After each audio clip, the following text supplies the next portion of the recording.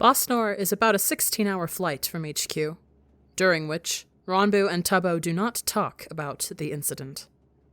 Instead, Tubbo sings softly to the music pouring out of the speakers overhead, and Ronbu sits huddled in his chair, playing game after game of Solidum on his new, totally legally acquired, stop asking questions, Ronbu, just take it, untraceable handheld with Ozzy.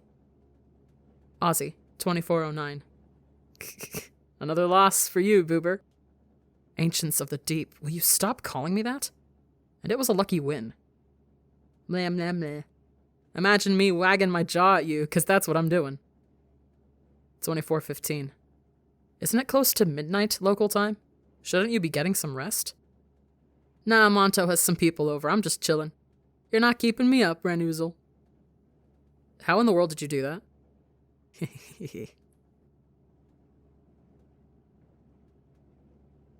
Ozzy, tell me. Ugh. Hey. Ronbu asks, breaking the silence, leans across the gaps in their chairs and holds his hand held out to Tubbo. Points vehemently at the screen. What is that? How are they doing it? Tubbo squints at the text thread in confusion, before his entire face lights up like the sun, and he starts cackling with laughter, one arm braced on his chair to keep him upright. And Ronbu knows he's getting made fun of, but he can't be upset by it, not without Tubbo smiling. Queens, boo. Boo, that's just an emoji. You have them too. Look, come here. Tubbo gently takes his handheld, and Ronbu scrambles out of his chair, curls up beside Tubbo's with his chin propped on the armrest, watches as he hits some little icon that he's never paid attention to before. A whole new menu pops up, now populated with small images, and Ronbu takes his handheld back with wide eyes, tail curling behind him excitedly while he scrolls through it. Ozzy, 2436. Hey. Yeah? Haha, you figured it out, good job! Wait, this one is you. Ronbu busts out laughing at the stupid little image, with no idea how it's supposed to look like him, but the absurdity of it makes warmth bloom in his chest. Wicked grin on his face as he scrolls through the whole library of emojis, trying to find one in particular. 2442. This one looks like you. For a second, he worries he's gone too far, grin melting off his face as his fingers still on the screen, regret lighting up under his skin. But before Ronbu can start backtracking, apologize, went too far, upset them, what's wrong with you? Always hurt your friends. A series of messages come in. Ozzy, 2448. RFL, yeah, you're right. Who in the world is Raffle? Never change, Booberman, never change. What are you laughing at, Smiley Pants? Tubbo asks in a lilting voice. And it's too complicated to explain, so Ronbu tips his handheld up for him, lets him scroll through and read their messages, loves watching his eyes crinkle. Yeah, Ozzy's right, it does look like you. Fuck you, no it doesn't. Ronbu huffs good-naturedly, propping his chin back up on the armrest, grinning, because Tubbo makes a big show of looking in between his handheld and him, one hand cupping his chin in thought. Eventually hums, no, sorry, Boo, but we gotta agree to disagree. Ronbu clicks his teeth playfully at him, gets his handheld back and scrolls up to the first emoji he sent, the little angry one, holds the screen out towards Tubbo and says, well, this one's you, Sachi. He meant it to be a joke, something to make Tubbo laugh, is completely unprepared for the complicated way his face twists, eyes going glassy, like he's on the verge of tears, and Ronbu panics, drops his handheld, and rushes to apologize. I'm so sorry, Bo. I shouldn't have. Not my place. I get it, Boo. Hey, Ronbu. It's okay, promise. Tubbo sniffs wetly, dragging the sleeve of one of his upper arms across his eyes, pulls it away, and is thankfully smiling, dimples in both cheeks as he says, shyly, I didn't think I'd ever hear you speak Apian, and I don't know, it's nice. And that nickname, it means a lot. Oh, good tears, then. Happy. Overwhelmed. It's okay. You did okay. It's fine. You're okay. Rambu relaxes incrementally. Didn't know him speaking Tubbo's native language was that special to him. Racks his brain, trying to remember what order the words are supposed to go in. Picks out, hesitantly, Ciao, bo komiagis? The laugh that slips out of Tubbo is startled, but overjoyed. And he leans over, a hand dropping to scratch through Rambu's hair, another one propping his head up as he says smoothly, Mirabile, es-tu stelladore? Rambu doesn't recognize the words at the beginning or end of what he says, leans harder into his touch and tries to rifle around in his compendium, but it's all jumbled up. Only thing he has room for in his head, the feeling of fire-bright fingers dragging along his skin. Sorry, I don't know. What's that mean? Amazing, and you? Tubbo translates dutifully, and Rambu matches the words together, makes sure he remembers them for next time. But it doesn't add up perfectly. Last word still left hanging.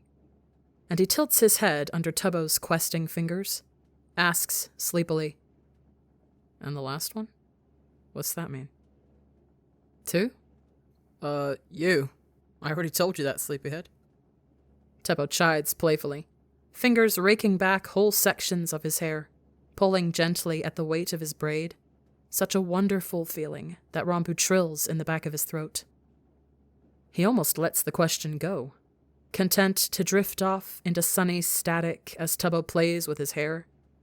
But his brain is obsessed with knowing things, and it keeps pricking at him, shaking the half-filled paper at Rambu demandingly.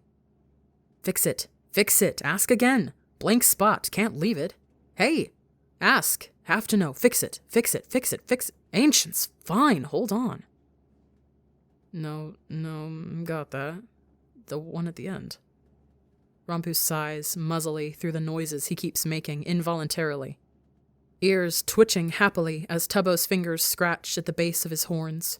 Forces his mind to focus on drawing the word up instead of the hands in his hair. Hopes he pronounces it correctly when he asks, I think it's stelladore? What's that one mean?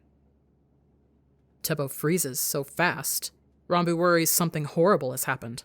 Tips his head up quick, expecting bad news, and blinks his eyes wide at how red Tubbo's face is. It bleeds up the side of his neck, stains his cheeks and the tip of his nose, and when their eyes meet, Tubbo jerks his head to the side, anxious laughter tripping from his mouth. Yeah, so it's like, just... He stammers, whistling air out between his teeth. And Rambu's only ever seen him get like this once before, mind pulling for him the memory of dancing on Jiayuet. Tubbo dragging his antenna along Rambu's horns. How red he went after Rambu asked him what he was doing. Gesture he only does with family, with someone important. So Stelladore's like that, then. Something personal, something intimate.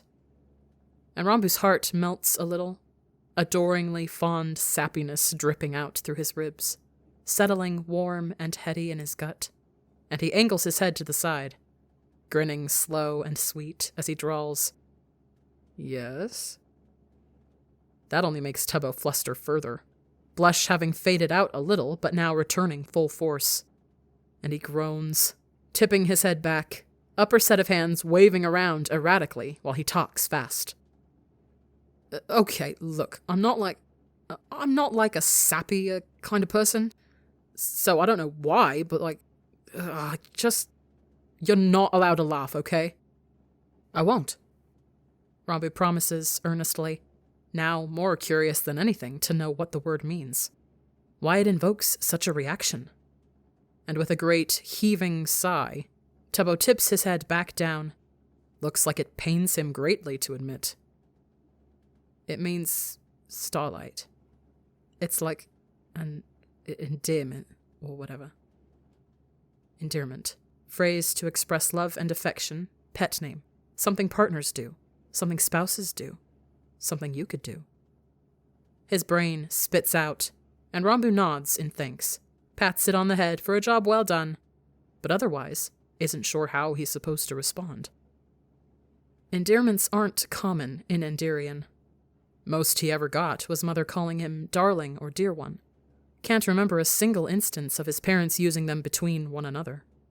But it apparently looks like they're a big deal on Appidae.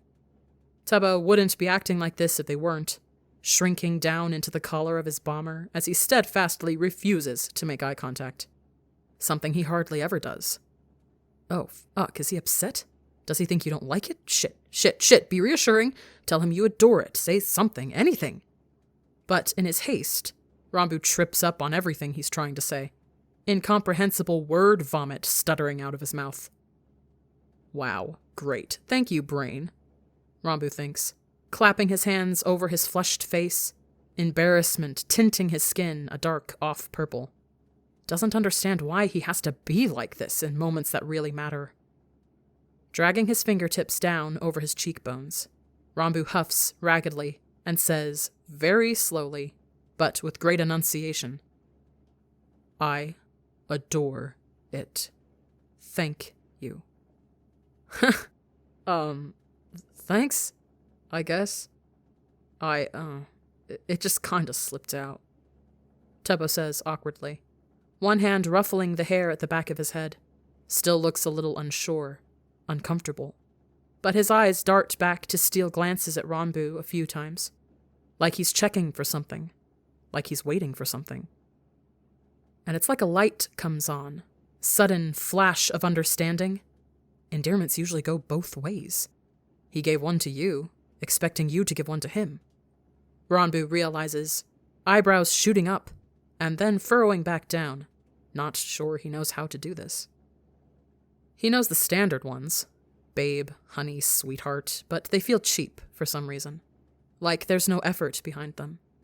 And his gut's telling him that's a bad idea, that he needs to come up with his own. It's like a Cariad bead, he thinks.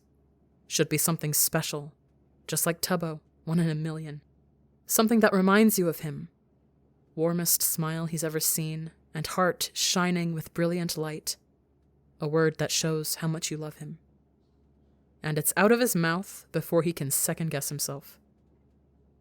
Hilwyn, Rambu says quietly, and it feels right, like it settles into existence as a tangible thing he can touch, something that's always been there. And he looks up at Tubbo. The curious set to his face, antenna perked up in interest. So bright, so smart, so caring and kind and loving. And it eases out, warm and dear. Hilwyn, Sunshine. That's yours, your endearment. Tubbo doesn't blush again, but his face goes through a whole range of emotions Rambu struggles placing. And he turns away with a short huff, mumbling under his breath. You are such a fucking dork, I swear.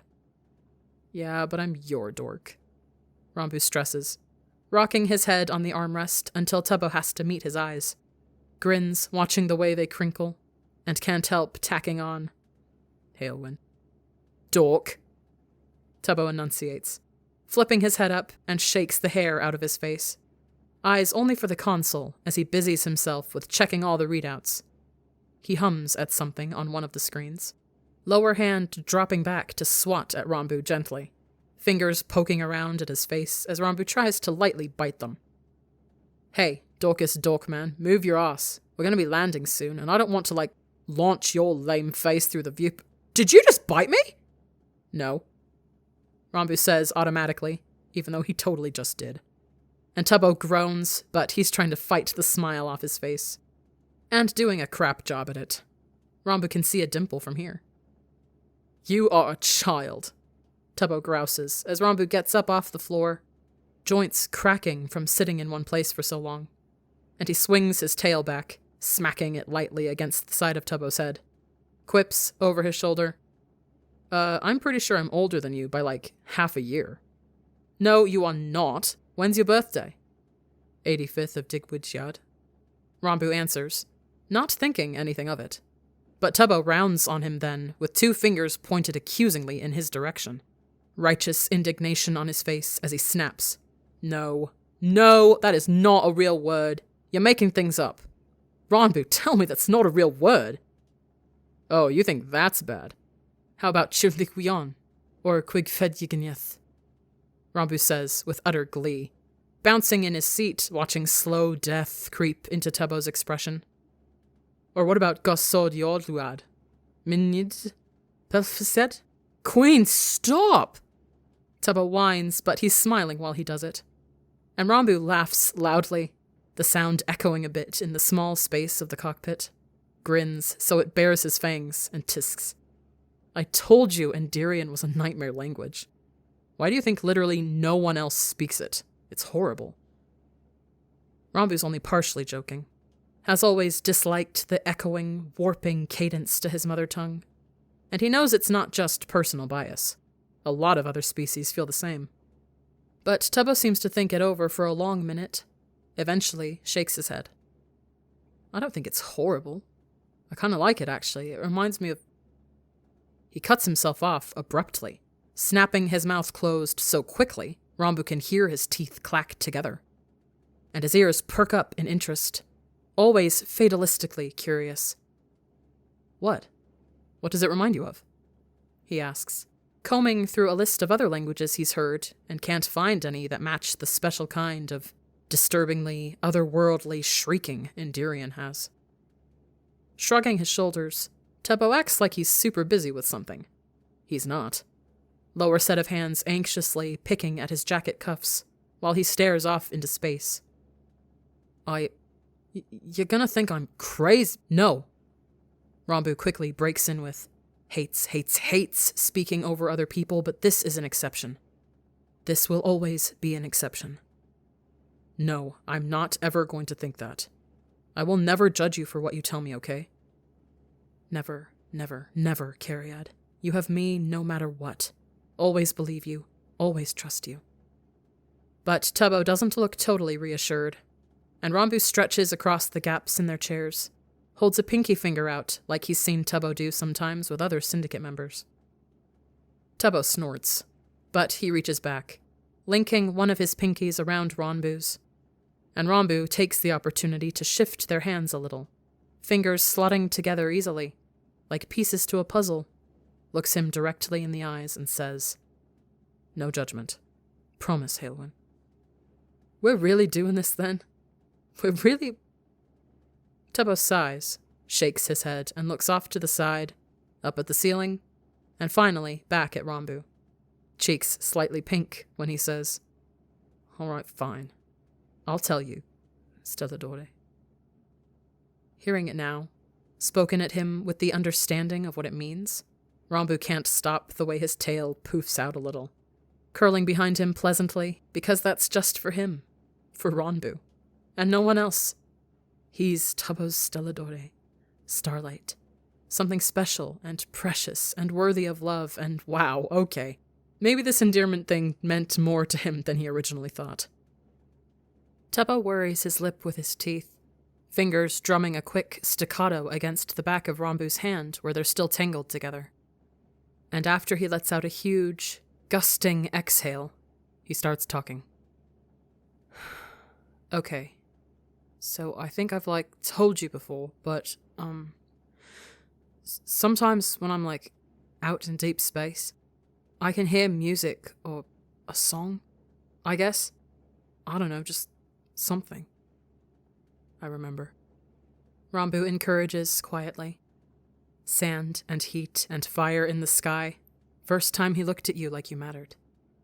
Lightly flexes his claws around Tebo's knuckles, stroking adoringly over tensed ligaments until they relax back out.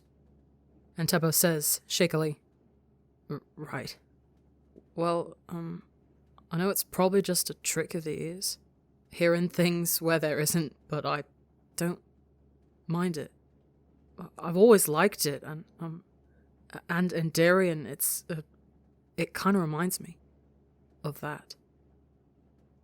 I hear it echoing out of the dark beyond, like it's the stars themselves, singing to me, welcoming me home," he says. Like he's not really thinking, like he forgot you were there. And that's fine. You don't care. You think you might die here anyway. Wouldn't be so bad if this is the last thing you heard. Comes winding out of Ronbu's memories like heat waves wiggling in the distance. And then, in rapid-fire succession, it's the reverential way Tubbo looks at the stars, and think it's where I've always belonged, and thought I'd meet you there.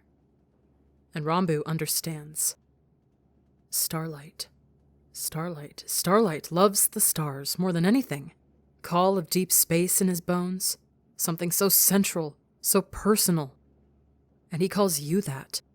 He loves you so much. You're his Starlight. And Rombu's head swims, completely overwhelmed in a tidal wave of silvery, shimmering light that swamps through his hallways. Feels like it scours every surface clean, and he stammers in Endirian, in the language he loves. I'm yours for the rest of eternity, Sunshine. Nothing will ever make me stop loving you. What did you say? Tubbo whispers, eyes wide and unblinking, like somehow, some way he knows too. And Ronbu laughs, tremulous and shaky, clicks catching on his exhales as he shakes his head. Can't find the words to even begin.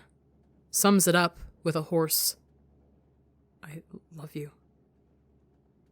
Their hands stay linked the entire time they're descending through Bosnoir's atmosphere. Tubbo doesn't pull away, actually wriggles their fingers closer and bats his thumb back and forth with Ronbu's. Something that's too sweet to really be called thumb wrestling, but a little too aggressive for affectionate touches. Off-white clouds drift past the viewport, eventually breaking to reveal miles and miles of slick red leaves and blinding white tree trunks. Large section of forested earth breaking into stretches of farmland, huge pieces of industrial machinery combing through the rows as they zoom past overhead. What are they growing?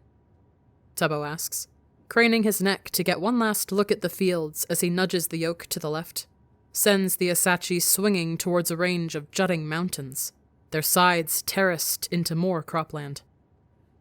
Tea, mostly. Bosnoir's periods of extreme rain and drought help it produce some of the widest ranges of consumable tea leaves in the Empire. Rombu recites automatically, imagines thumbing through a large book, fingers darting past boring information like political structures and how the water cycle here actually runs counterclockwise. Did you know the people here never evolved to communicate verbally? They're all touch telepaths. Really? Tubbo says in surprise, actually interested, unlike most everyone else Ronbu's ever spoken with. And he hums in affirmation, eyes excitedly tracking over long, spindly mountains. Yeah, I think their species started off using a form of echolocation, but it evolved into a type of sensory communication transmittable by touch. Yo, that's so cool! How does something like that even happen? Tubbo asks, and Rombu deflates a little, ears lowering because this is what he always dreads. Someone always going past his limited range of knowledge. Knows he's going to disappoint when he says, sorry, I don't really know that much about it. No more than me, Tubbo says gently, taking his eyes off the viewport for a split second so he can glance at Ronbu.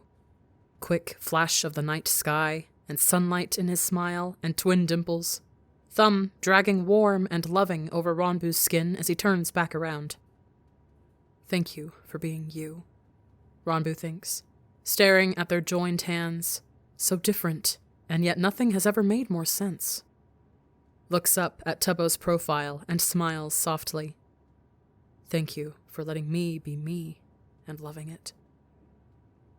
The town they're going to is cut into the beginnings of a massive section of forest. And it's so small, it doesn't even really have a proper port. Just a section of dusty white earth that has sloppy lines painted on the ground. A huge cloud of sandy soil kicks up as the Asachi touches down, billowing clouds of it that get sent flying by the turbines as they slow to a stop. Must be in the dry season, then. Ronbu hums with a flick of his tail, sliding down into the cargo hold after Tubbo. Good for me, then. Hate that stupid water repellent. Makes my skin so waxy. stands shoulder to shoulder with him as they grab their gear, blasters slipping neatly into holsters, thermal knife that Rambu tucks into the sheath at the back of his pants, end of his bomber concealing it nicely. They leave their bags for now, decide to wait until they get some more information from their client, one Miss Lesvie Topora, a local researcher struggling to make any headway in a clustering of pre-imperial native ruins. Rambu did some reading on the Bossack before they got here, but didn't end up making much progress with his mind as distracted as it was. Had trouble getting it to pay attention under the heavy fog it had fallen into. Thankfully, it seems to have gone for now, cleared out by some combination of screwing around with Ozzy and talking with Tubbo. And Rambu can enjoy himself as they make their way through the small village. Intrigued by the intricately carved houses and horrified over the locals. Neither him nor Tubbo are subtle about it the first time they pass someone, craning their heads around to gawk after the lanky, bone-white figure that towers over Rambu. Tubbo slaps at him, none too discreetly. Wide, shit-eating grin on his face, laughing light in his eyes that seems to tease, "How does it feel? How does it feel?" And the answer is, weird. Rambu having to tilt his head up to make eye contact with the razor-thin, slitted eyes of the Bossack. Despite not having ears on their oblong, mask-like heads, the Bossack they stop seems to understand them just fine when they ask for directions. Holds out a 3-fingered hand in response that Tubbo hesitantly touches, antenna standing bolt upright as soon as he does. "You okay?" Rambu murmurs as soon as they've moved on, Tubbo shaking himself out of his stupor, and he nods shakily, one hand rubbing at an antenna like it's bothering him. Yeah, that was just... that was a little strange." Whatever frequency they communicate at must be hard on his senses. Rambu's mouth twitches to the side, and he drifts a little closer. Tail darting out to caress against Tubbo's wings, dips his head down and says, "Hey, let me handle it next time, okay?" "I can do it." Tubbo snaps, defensiveness rising quick and sharp, spurred on from years of people looking down on him, telling him he wasn't good enough. And Rambu reaches out slowly, places a hand on his shoulder, slides it up to linger on the back of his neck, murmurs, "I know, but you don't have to be uncomfortable. I'm here. Let me do this for you." Gravelly dirt crunches under their boots, Bosnoir very quiet around them while Tubbo mulls it over.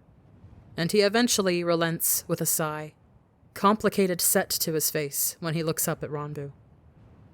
"Fine, but I can do it. I'm not, incapable of stuff." "I know," Rambu says again, slipping his hand off because it looks like they're here. A tall, willowy cottage with tiny lace-like designs painted on the doorframes in a bright red. Trails his fingers up through Tubbo's hair and tells him as earnestly as he can, "You're the most capable person I know, Bo. Seriously, I don't know where I'd be without you. You're incredible." Tubbo doesn't say anything, just watches him step up to the door with wide eyes. And after knocking, Rambu goes to fold his hands behind his back before remembering, touch telepaths. Drops them to his sides as the door opens. "Good afternoon. Miss Topora, I presume?" he asks, holding a hand out towards the towering woman, feathered spines on her head ruffling in seeming greeting as she does the same, and when their skin brushes, it feels like he's been electrocuted. "Hello. Thank you for coming all this way. You can call me Les if you like." Her voice whispers in his mind, and yeah, that'd be strange if you weren't used to it. But unfortunately, Rambu is very familiar with the feeling. Automatically answers her non-verbally. "Of course. I'm Rambu, by the way, and that's my partner, Tubbo." "Pleasure," Les says, her voice sonorous and airy, carrying in odd ways, like an echo he can't quite pin down. And she shifts back a step, still maintaining contact effortlessly. "Please, won't you come in?" She's recently made a pot of tea, and offers them some, and after a quick test, Rambu figures out he cannot drink the water here. stares mournfully at Tubbo sipping at what smells like a truly amazing brew, while Les relays her struggles with the ruins. They were built pre-conquest, and as such, a lot of information about how to access areas of the temple and even what it's for have been lost. Since the Bosek are non-verbal, most of their history was preserved on something called probostenia, or wake stones, which Rambu's still a little fuzzy on the details, even after Les runs him through it twice. But it sounds like the Bosek are able to impress their memories into the stones for later generations. I'm hoping to find the principal stone in the temple center. It would have the most information regarding pre-imperial culture of local native groups. She says, fingers splayed out gently on the back of Ranbu's hand, while a section of her face unhinges so she can drink her tea. Hopefully it'll provide some more insights. All I've been able to glean so far is that the structure is meant to be symbolic of a journey. Les is a national historiographer for her planet, has a special grant from the High Council on Nirox to make inquests into local culture for preservation purposes, which Ranbu knows actually means, hey, we kinda realized we almost wiped your civilization out, but we can have some cool shit for our museums. And the hair on his tail bristles. Do you know what they're going to do with the stones if you find them? He asks, staring up at her hard, the gentle sloping lines of her face and bright red curl of facial markings. Hopes the anger isn't super prevalent in his thoughts. You have to know Nirox isn't going to let you keep them. It's better to have access to them than none at all, even if it's not under our own jurisdiction. Les says, with a tilt to her head. Long, narrowed red eyes narrowing further as Ranbu seethes quietly. Freezing fire licking at his thoughts that he's desperately trying to rein in, but she must feel some of it. Whispers, interesting. You're Ender. Why do you hate the Empire so? Ranbu's used to guarding his thoughts, but not like this. Not with someone who has a front row seat as it all goes spilling past in the background. Is used to keeping a tight leash on everything outside, but never inside. And it hurtles past out of control and wild. Towering walls and inky floors, standing in line with everyone else, no one cares. Nasty smiles and cruel eyes pretending to be kind. They never cared, hate them. A universe you've yearned for but have never seen. Smile that can rival any star, and outstretched hands. Come with me, he cares. People you care for like your own, with steel spines and upturned chins forced to bend. Made to think, this is it. This is all they deserve. Useful set of hands. Greatest manufacturing plant. Care so much, and aren't cared about in return. How dare they? How dare anyone? You hate them. You hate them. You hate... Les jerks her hand back like she's been burned. Eyes wide and unblinking in her face. Stares at Ranbu like she saw. Saw the doors and the winding, poorly lit hallways, the stairs, the skeletons, this maze he's built to keep everything in. And he swallows hard. Has to break eye contact, shivering hard because no one has ever been there but him.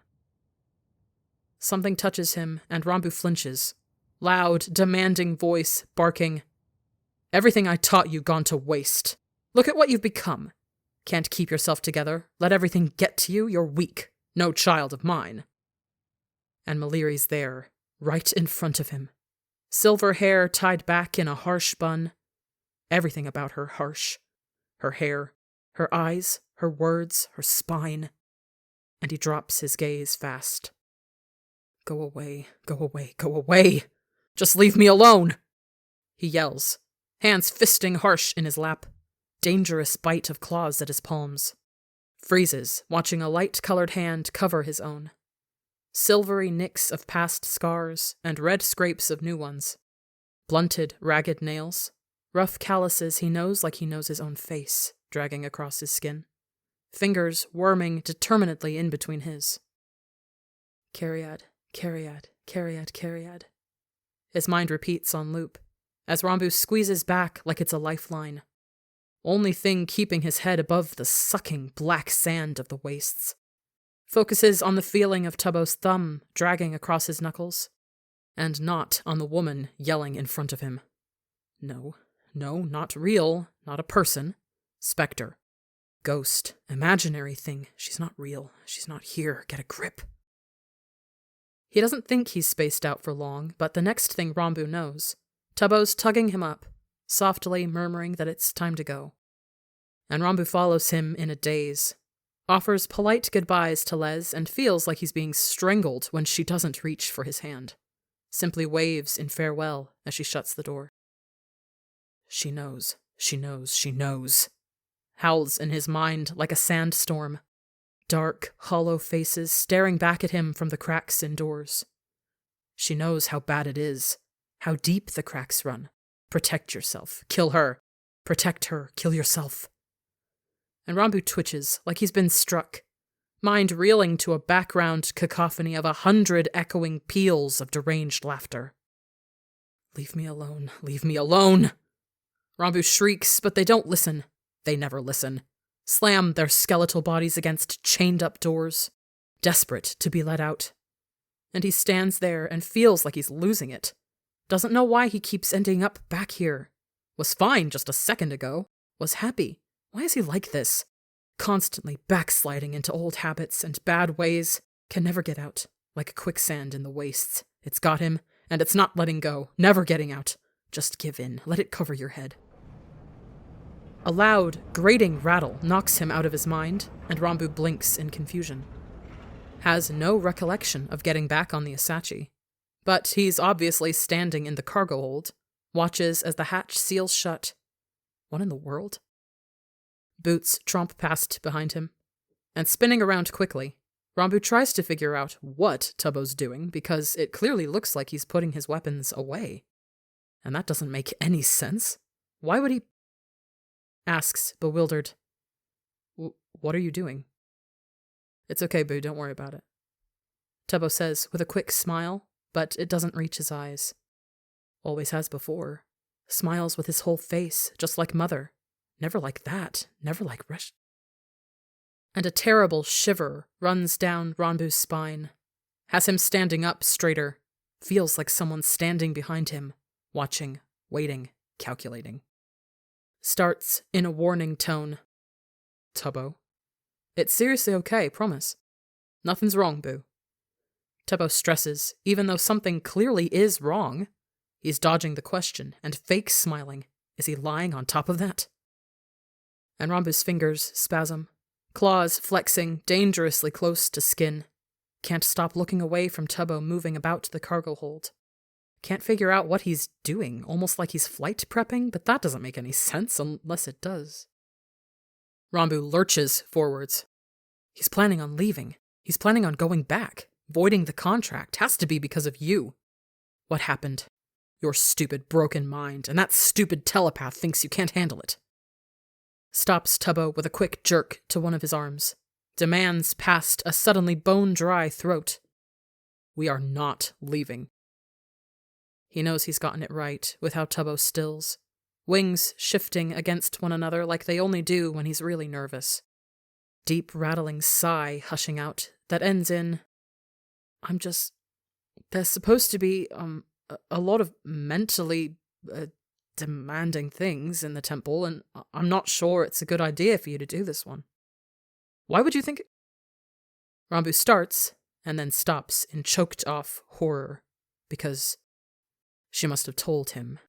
Spread her fingers out along his hand and said, that one's broken. That one's wrong.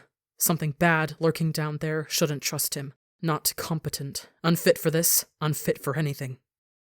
And his grip goes crushing around Tubbo's wrist as he hisses. What did she tell you? Nothing. Let's just express some concerns. Tubbo stammers. Eyes wide and staring at him like he's trying to see underneath. See inside.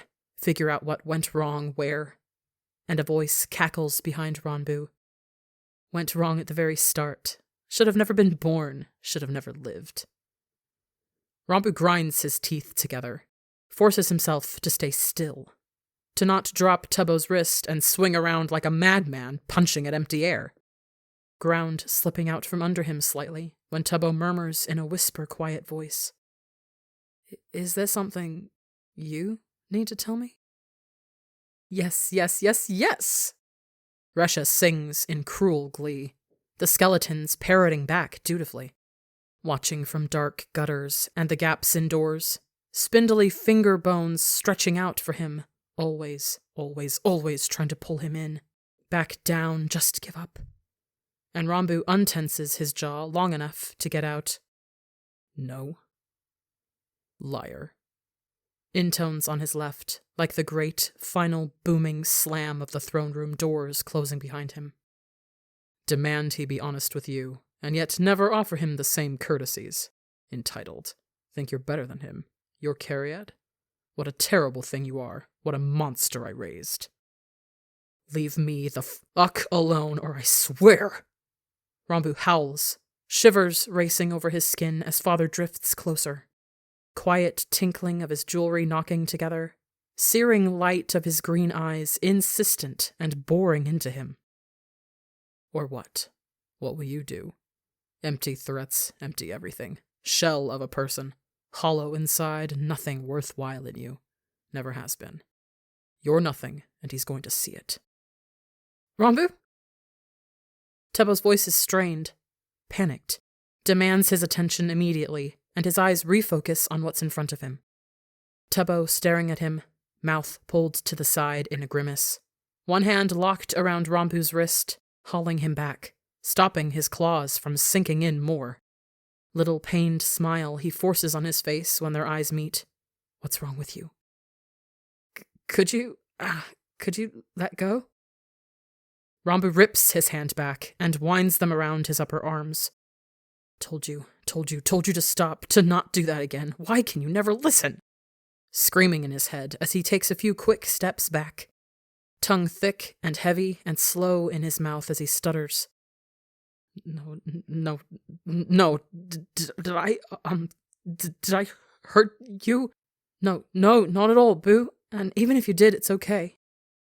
Tebo soothes, and it's not okay, it's not! Hurting him is never okay. What do you do? What do you do? What do you do? And Tebo follows him step for step, upper set of hands held out placatingly, but still reaching for him. Somehow, some way, still wants to touch him, be near him. Hey, it's okay. Can you come here a sec?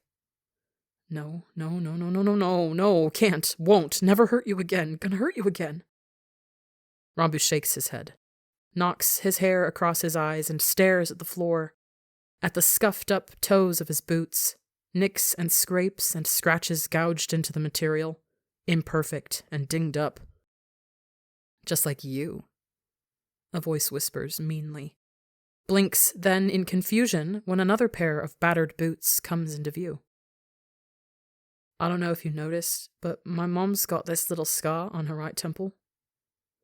The toes at that second pair of boots step in between his, one on either side, like a stair-step, like a weird puzzle that only has two pieces that won't fit in anywhere else. And I'm the one that gave it to her. It was after New Dawn, and I wasn't thinking. I didn't know she was behind me. I just spun around and flung something. An accident, not your fault. You're good, you're kind, you're a decent person, not me. Never like me.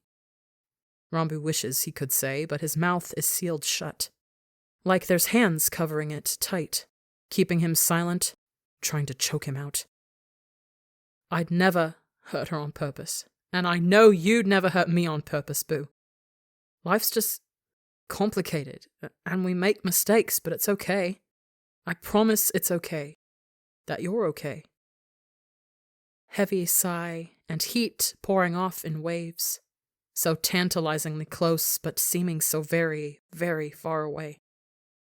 And Rambu's helpless, swaying forwards. Always been helpless. Always been weak when it comes to him.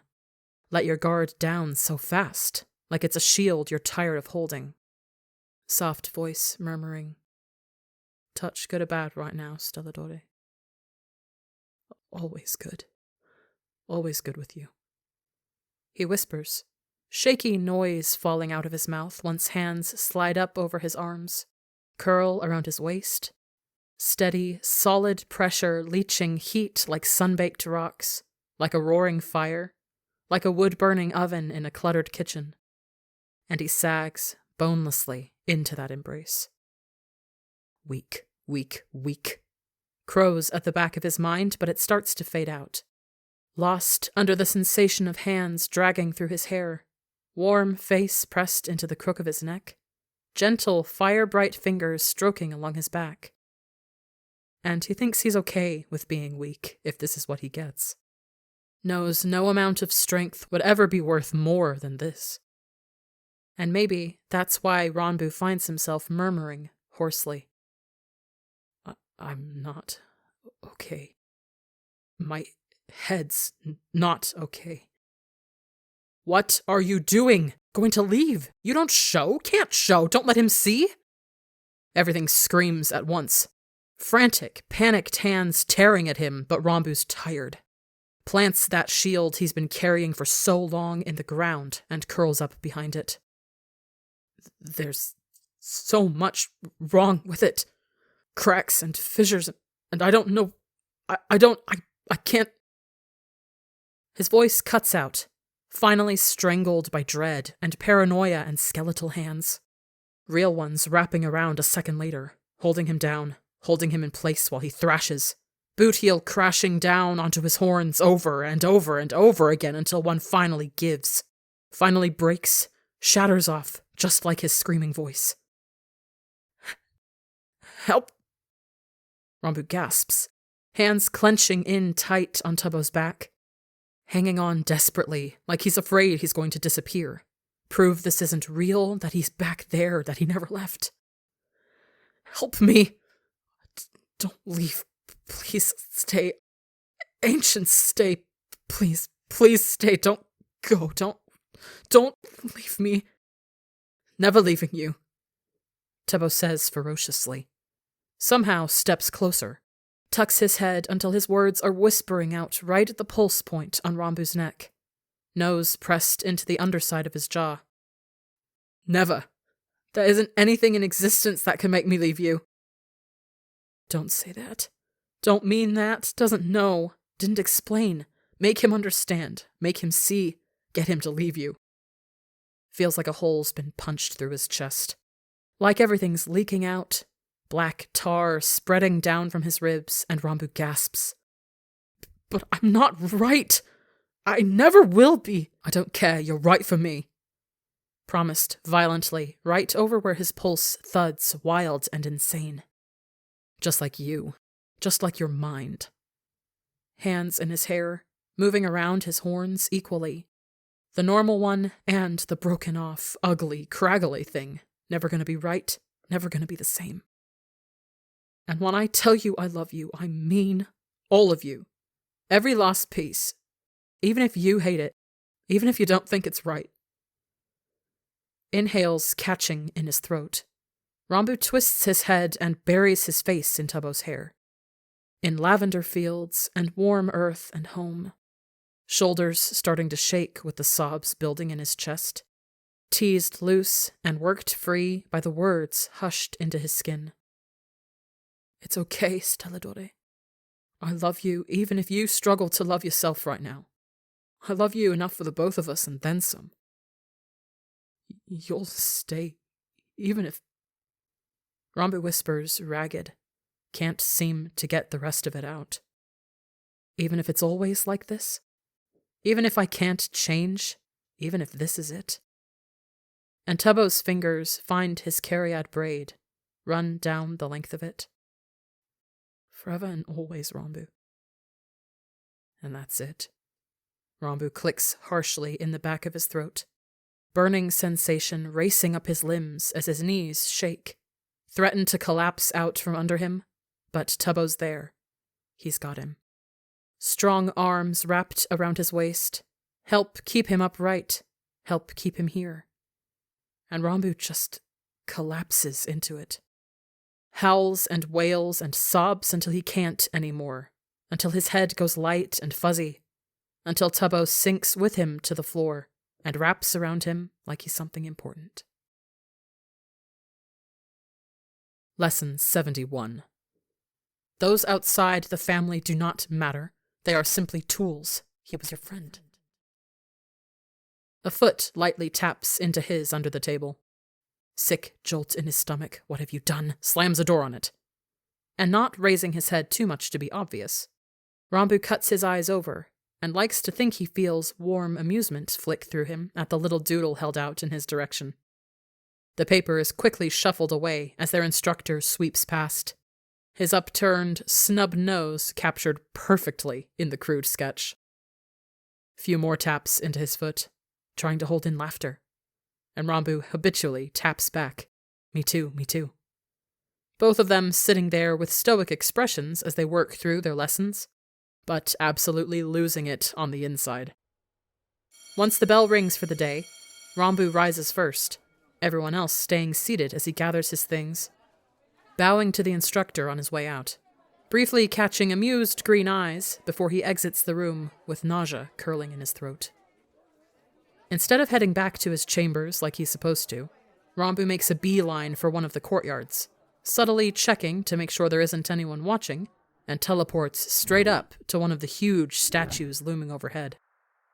Behind its curved cape, there's a small, sheltered space in between it and the palace wall, and Rambu dumps his things on the ground, ignoring Maliri as she grouses, "Shouldn't be up here, shouldn't be with that boy, but at least it's almost over. At least you did the right thing." Rambu slams a door so hard on her face, the entire hallway rattles, dust shaking down on his head while he pants and jostles skeletons loose. "No, not yet, not now. It's just a normal day for now. Go away." Collapses backwards off his shaky legs. Only has a second to compose himself before there's a quiet pop, another body flopping down next to him. They make eye contact. Normal day, one last day. And Tansu loses it, his loud peals of laughter echoing jovially in the small space. And Rambu attempts to join in, but it sounds hollow no matter what he does. Get a grip. Stop thinking. Enjoy today. Enjoy it while you can. He thinks as Tansu nudges his shoulder into Rambu's while they giggle, excitedly pulling out the unflattering doodle of Instructor Rakik again, and that just brings on another round of laughter. Grinning from ear to ear, but not to his eyes. Knows what's happening tomorrow. Not now. Shut up. Rambu accepts the chorus fruit Tansu tosses him, splits it open easily, and rolls his eyes as Tansu holds his own out, cheersing them together like they're fancy drinks. "How'd you do on the quarter examination?" Tansu asks, scooping out one of the pulpy pods in the center of the fruit, pops it in his mouth as Rambu swallows his own mouthful, grinning smugly as he announces, 99. Rakik wouldn't score me higher, or he'd be in danger of being accused of brown-nosing. "What?" Tansu exclaims, mouth falling open, and Rambu's getting better about smothering things, but can't stop the pleased huff that leaves him, ears flickering ever so slightly as Tansu sighs. "You're actually a genius, Rambu. I have no idea how you do it." "Superior genes." Rambu simpers, and Tansu snorts, flicking a shiny black seed at him, and they drift to talking about other things while they finish their snacks. No, it won't be long before they're both noticed missing. Usually, they have half an hour at most, but today Rambu works through his chorus fruit painfully slow. Isn't even halfway done by the time Tansu is. "You feeling all right? You've barely even touched yours," he comments with a laugh, already turning to grab the new textbooks out of his bag, heralding the end of their visit. No, too soon. Not yet. Didn't have enough time. Can't have. Why did you? Shouldn't have done it. Have to undo it. Can't! Shut up! And Rambu lurches forwards, grabbing him on the arm to stop his movements. "I don't have anywhere to be, so stay. At least a little longer?" Rambu stammers, mentally screaming at himself for the stutter he can't seem to shake. And Tansu's brows rise in shock, surprised at how forward Rambu's being, and he drops his hand quickly like it's been burned. Is everything okay?" Tansu asks, blessedly turning back around, and it's not. Things haven't been right in so long. Sorry, so sorry, I didn't mean to. Not true. I had to. Wouldn't understand. And Rambu nods his head. Lie, lie, lie, lie. Friendly smile on his face. Lie, lie, so sorry, lie. Says, ever so pleasantly. Of course. I just enjoy your company is all. I do, not a lie. Ancients, I'm so sorry. Had to, didn't want to, she forced my hand. Swallows harshly, feeling claws prick at his neck. The memory of a nightmare looming over him. Should know better than to cross me, little brother. The suspicious looks he's been getting from staff, from the guards. Hears their whispers, the pity, the scorn.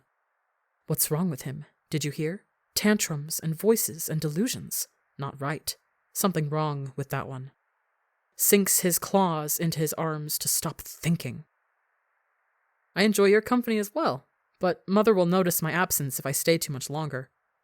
Tansu says, brightly, and turns back to fish the new tomes free, eagerly handing over 2 thick medical textbooks that Rambu takes with wooden hands. Confused little smile on Tansu's face as he laughs. Don't tell me you forgot to bring the others back. Well, that's okay. I'm sure Father won't notice if they're gone another day. No, he won't. He won't be worried about much of anything, actually. And Rambu can only sit there, fear and terror and what have you done, swallowing him like a wave. But he didn't have a choice. Between the increasing doctor's appointments and pointed questions and constant observations, he's losing it. Proving the whispers more right every day that passes. Did you hear? Claw marks on his walls. Maids catch him talking to things that aren't there. Always something wrong with that one. Something wrong in his head. It's in that eye, can't you see? And behind every whispered word is a cruel smile and sharp claws and the searing light of the moontide circlet. Should know better. Shouldn't mess with my things, know your place. The threat of being sent away, of being institutionalized, hanging over his head like an executioner's blade. He didn't have a choice, he didn't! Rambu's not crazy. He's not. Every child has imaginary friends.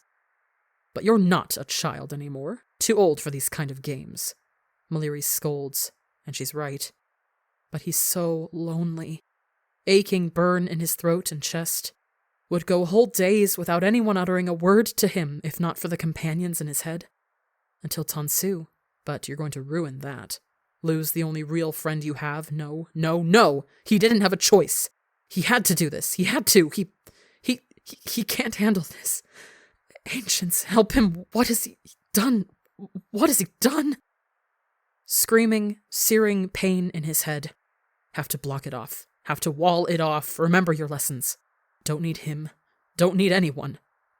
Doors slamming fast and tight, keeping it all out. And Rambu can breathe.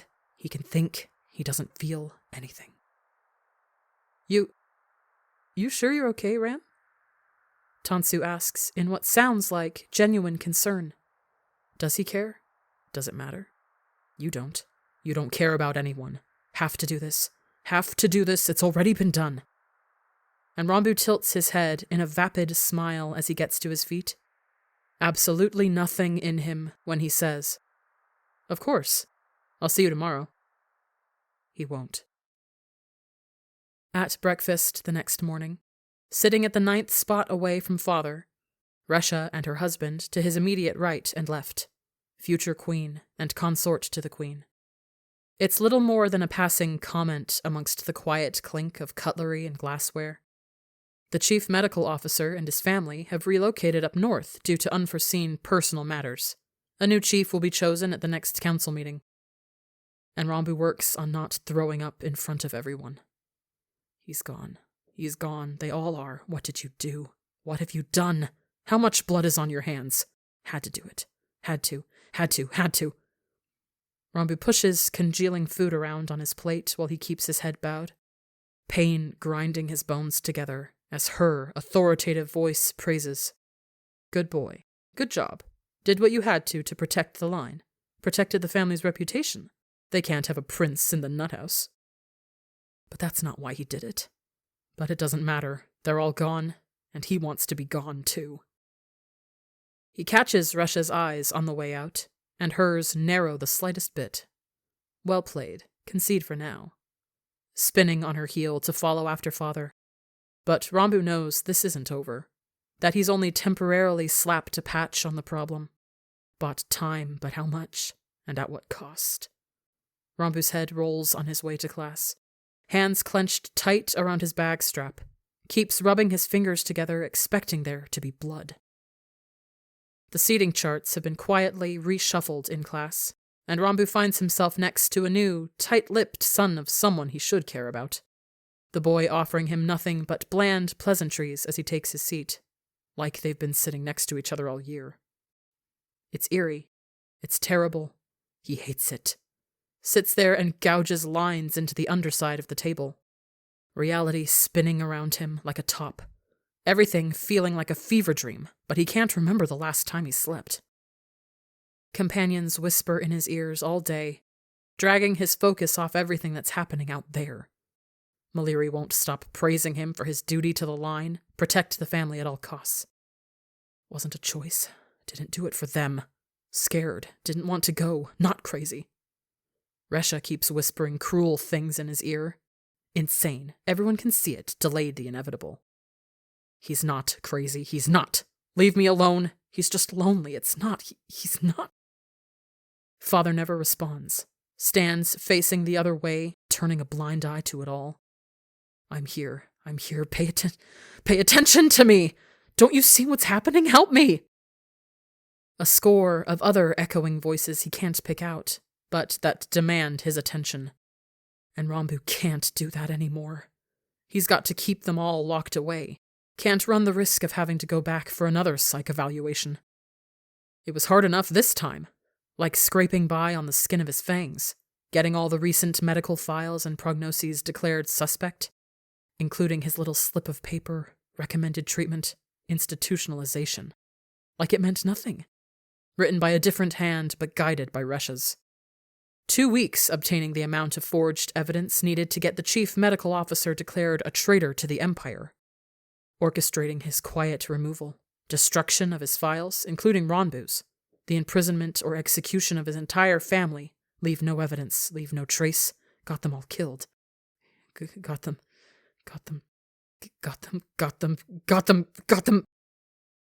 Rambu hunches over and loses what food he's managed to choke down today.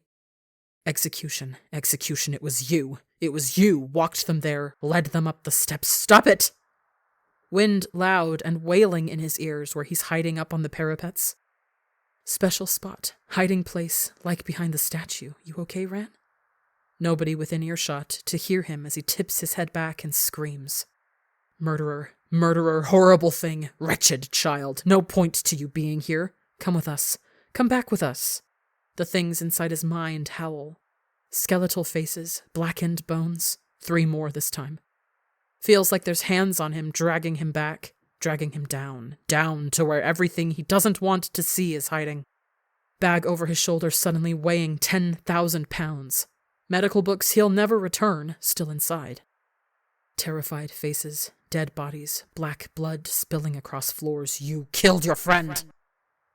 And with a horrific screech, Rambu hurls his bag over the side of the parapets, slams into the edge with hands braced on the cold, slick stone, shoulders jumping while he heaves, sick, wrong, and sour in his mouth.